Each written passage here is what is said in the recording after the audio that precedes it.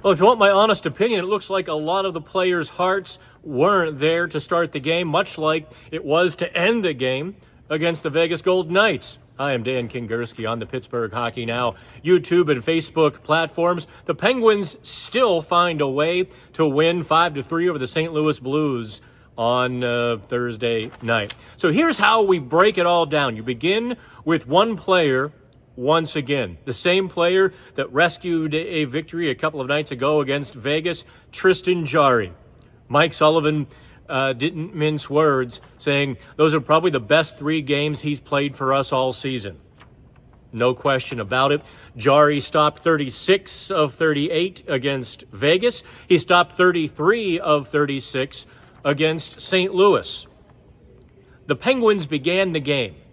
Well, the game started. I don't know that the Penguins actually began the game until midway through the second period. And yet, they led 1-0. Get this. There was a first shot, first goal at PPG Paints Arena, but the Penguins got it. It was real softy, too. Ryan Graves from the blue line, not to take anything away from Graves finally getting a goal this season, but, a generic wrist shot from the point finds the corner. Binnington loses it somewhere along the line, just kind of flails the blocker out. It catches the corner. 2 minutes, 17 seconds into the game, and the Penguins are leading. They were pummeled in the first period. The shots were 16-5.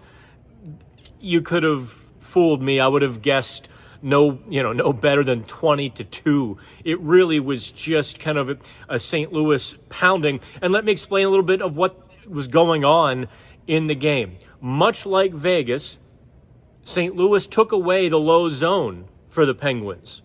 The Penguins' forecheck was never able to create some pressure. The Penguins, because they were kind of just racing in and chasing, didn't have the forecheck, weren't able to drop back and create some neutral zone layers and traffic to slow down St. Louis. So the territory advantage was all the Blues. And so their forecheck was taking the puck away from the Penguins, who were only too happy to turn it over, make bad passes, just throwing the puck out to center ice, really just playing it like a hot potato for the first, let's call it 25 minutes of the game. And yet, by the 23-minute mark, they led 2-0. Connor Timmins makes a nice keep on the wall behind me, steps to the dot, rips it past Jordan Binnington, and the Penguins really had no business in the game. They led 2-0, despite being outshot 20-7. I guess that's how it feels. The Penguins have done that to how many teams this season? Just peppered them with shots and had the better of play for the first 25 or 30 minutes, only to find themselves behind 2 or 3-0 on a couple of soft goals or bad plays, what have you. This time, it was the Penguins who took advantage. In fact, Binnington didn't finish the game, getting pulled in the third period after the Penguins scored their 4th goal. And they surely didn't do it on a lot of shots. Let me check the final tally here. The Penguins got all of 22 shots. 4 goals on 21 shots. Ricard Raquel adds the empty netter. So the Penguins are still struggling, and the reason I slammed them at the beginning of the video is it sure seems like their heart isn't in a lot of facets of their game. Their defending in the D zone was abysmal. Soft, large gaps, chaotic. Just everyone sort of looking around, taking a guy, not taking their guy. St. Louis getting a lot of good looks, near goals, a puck bouncing here, or someone lunging with the stick to deflect it there. Their D-zone coverage. Remember earlier in the season when Mike Sullivan said we have to start taking pride in our defensive coverage. Well, the Penguins clearly, over the last couple of nights, the third period against Vegas, where they were just hanging on for dear life, compared to, or carried over, rather, into the first period Thursday night they didn't have that gumption. In the third period, the Penguins, I think, finally found a good bit of their gumption. They defended hard. The Penguins' fourth line, actually, technically on Thursday night, it was their third line with Connor Dewar. That's two ends with Connor Dewar. Two ends in the forward. Blake Lizotte and Noel Acciari. I thought they had a great game. Acciari made the one great defensive play in the first period. Nice play on the wall. Spins away from the defender. Creates what was almost a 2-on-1. They were caught by a trailing defenseman, but it was the one great, solid effort out of the zone. That line really defended hard. Lizotte sets up Dewar for his first goal of the season, first goal in 34 games, first goal as a Penguin. Lizotte racing down the wall. Kind of a stutter step, slams on the brakes. The defensemen just keep going. So there's a clear passing lane towards the net, and Lizotte ripped the pass. I mean, it was almost like a slap shot pass that Dewar was able to guide into the net. Great play by Lizotte. They really were functioning as the third line on Thursday. They played 12, 13 plus minutes. The third line, typically, had Boko Imama, who was rewarded for some pretty good play. Sullivan actually played him high in the lineup for a couple of shifts.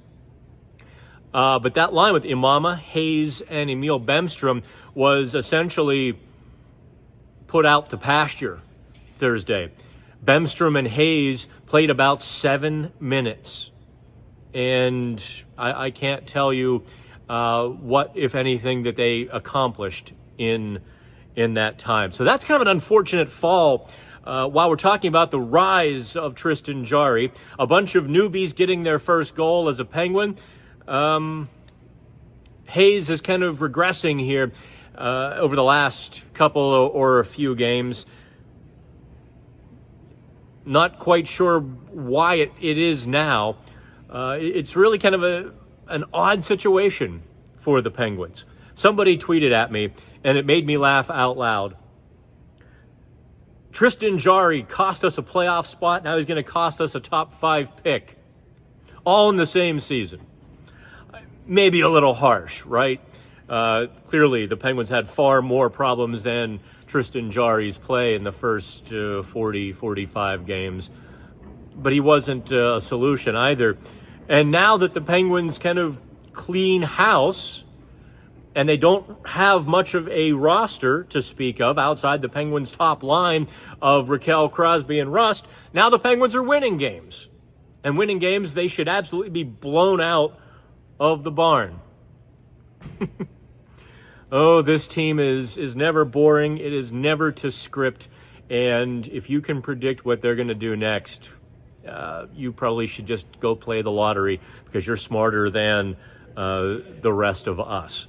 So the Penguins have a couple more home games before they hit the road, and they're costing themselves. They're now kind of in that 6-7 draft pick rather than that 5-6 draft pick because they're winning games, and that's just all there is to it. They've got 14 to go. So from PPG Paints, you're going to do me a favor, like and subscribe. I've got no hot takes, no hard opinions, other than the Penguins didn't deserve it, but the goalie is stealing games for them. Maybe I should talk a little bit about Kyle Dubas here at the end of the video. He took some time to join a Canadian podcast on Thursday afternoon. I'm just going to listen, as a local media guy, I grit my teeth and I'm like, why isn't he doing that with some Pittsburgh people? Listen, Kyle, happy to have you on the podcast. Happy to have you on a Penguins Live chat. We'll do it up right.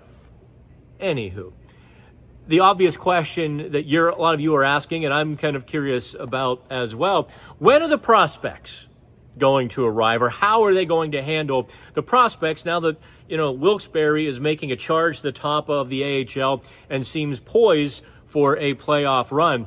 And I didn't factor this in.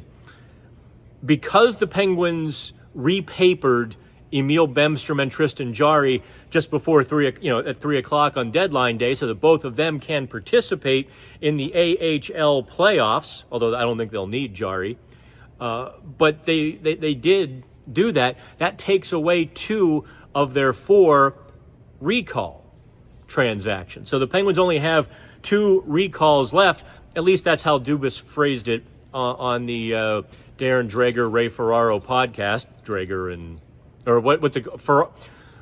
Ray and Dreg's podcast. What the Penguins are going to try to do, according to Dubas, and I'll link the story here in the comments, is they're going to kind of keep them together as a block. If they're going to call up players, they're going to kind of call them up in a wave, whether it be this season, at the end of this season, or for next season. He likes the culture, the collective that Wilkes-Barre is building. It reminds him very much of that 2015-16 Toronto Marlies club that he was the GM of, that went all the way and won the Calder Cup. Those guys, like William Nylander and Kasperi Kapanen and Zach Hyman and so on and so forth, they were all called up in a wave, and I think Dubas likes that. So if you're asking when are the prospects going to come, because they only have 2 spots, unless you see a couple of injuries that allow the Penguins to make some emergency recalls, I don't think you're going to see one guy trickle up, at least not out of necessity. You're just going to see them stay put unless the Penguins need 1 or 2 of them. And if they need a couple, you might see them make 4 transactions all at once, 2 call-ups and 2 emergencies. Okay, I think I've answered everything tonight. Penguins somehow, some way, win 5-3, and I know that makes you mad. What a bizarro world we are in right now. When the Penguins lose, you're happy. When the Penguins win, you're mad. When Tristan Jarry plays well, you're mad. I understand where you are on all of this. You want to see a high draft pick, and it kind of makes sense, but just don't tell the players that, because they have no intention of laying down. That's it from PPG Paints Arena. I'm Dan Kingerski on the Pittsburgh Hockey Now platforms.